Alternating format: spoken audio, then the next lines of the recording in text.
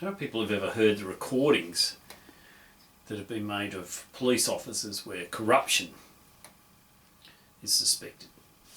Recordings that have been played at inquiries like the Wood Inquiry, the Wood Commission, Fitzgerald Inquiry, and just in other criminal cases too. So what happens is that a phone, in the old days it was a landline, might be bugged, or there might be a hidden microphone underneath a dashboard. That was one thing that was fairly common in the 80s and 90s. And when the recordings were made, they're not really fit for public broadcast because they went something like this. Right, so I'm going to fucking fuck that fucking whore, fucking smack shit up some smack and fucking drop some ecstasies and we'll fuck her and you fucking fuck that other one and we'll fucking fuck the cunts and fucking, etc. And I think that there's a similarity here with this material. There's an obvious hypocrisy, I guess, that the police are supposed to be these denizens of these upholders of public order, and that they quite often, for instance, enforce legal edicts against swearing. Yet here they are engaging in criminal activity that they're also supposed to be making sure doesn't happen, and taking people to court for doing, such as at that time prostitution was illegal, drug taking and so on.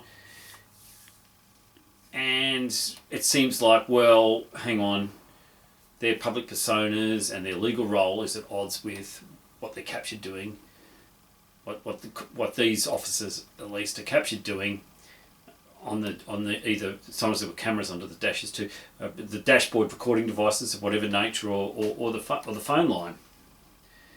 Now, I don't think, I'm not saying all police are like this. I don't think it's a few rotten apples in the barrel. I think it's so regular that it's a structural problem, and it's to do with how the police are part of the world of crime and aren't necessarily corrupted by it in a society that's about, after all, making money. But I don't want to go on too much about that. This howl in favour of Dessart, it's not really totally focused on police corruption. I want to focus a bit on the Marquis de Sade, because when I heard some of that dialogue, and you can read some of the transcripts on the net, I've read them, they've been up for a few years, there's a similarity there between how the police officers speak in those recordings, those covert recordings, and the way in which characters like the Bishop and the President speak in the Marquis de Sade. And again, you can probably imagine the similarity that I'm getting at here already, right? So, especially in the later 18th century, so on, the President of the French state and the Bishop, the Bishop was a representative of the Catholic Church. They are supposed to be these bastions of morality and order, and yet in de Sade's works, it's the President and the Bishop and the local priest who are involved in the most heinous of acts and all this debauchery, which, as we get into the 120 Days of Sodom, as we get into the lower levels of the 120 Days of Sodom hell, just becomes more and more murderous. And what I think's happened is that in Marquis de Sade's time, you don't have bugging devices. You don't have you don't have a car, and you don't have let alone a microphone hidden under the dash. You don't have a phone, you don't have a bugged phone. Marquis de Sade, he was the bugging device. And he wrote lurid material that had the potential to be consumed by lots of different people who didn't know how these aristocrats and these members of the church hierarchy, or even sort of lower down the church hierarchy, were behaving.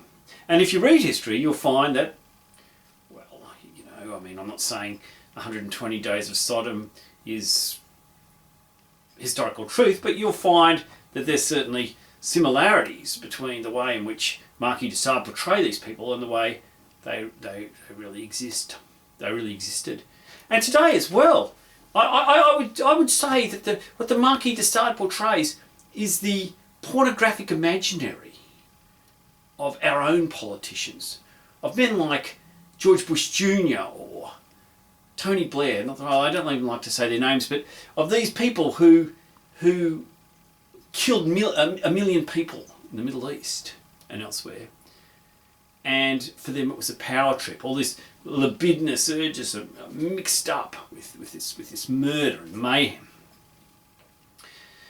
So I think there's a sense in which the Marquis de Sade used the privilege of a writer, which is a privilege not just about being able to express yourself, but also being in a certain social scene and being in a certain milieu. Not everyone has the ability to write like de Sade wrote. And he used that to spy upon and whistleblow on the people who were his social equals.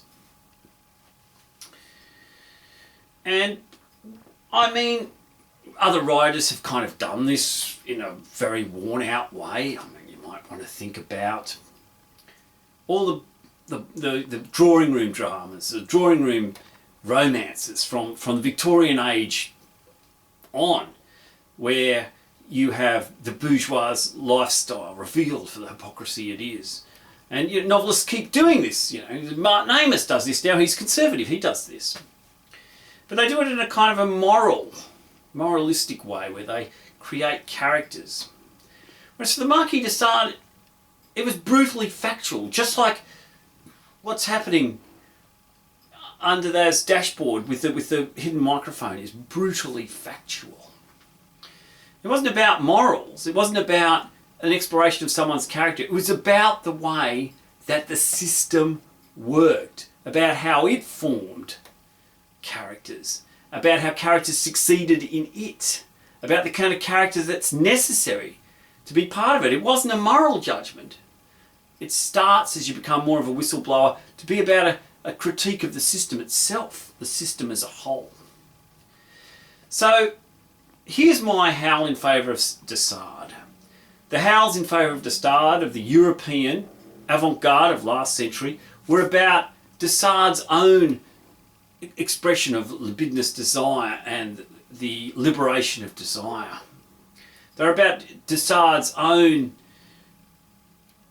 urges, or about complete freedom. And I think that's very problematic. But that's not my howl in favour of de Sade. My howl in favour of de Sade is in favour of the rational fact-seeking de Sade, in favour of de Sade the whistleblower.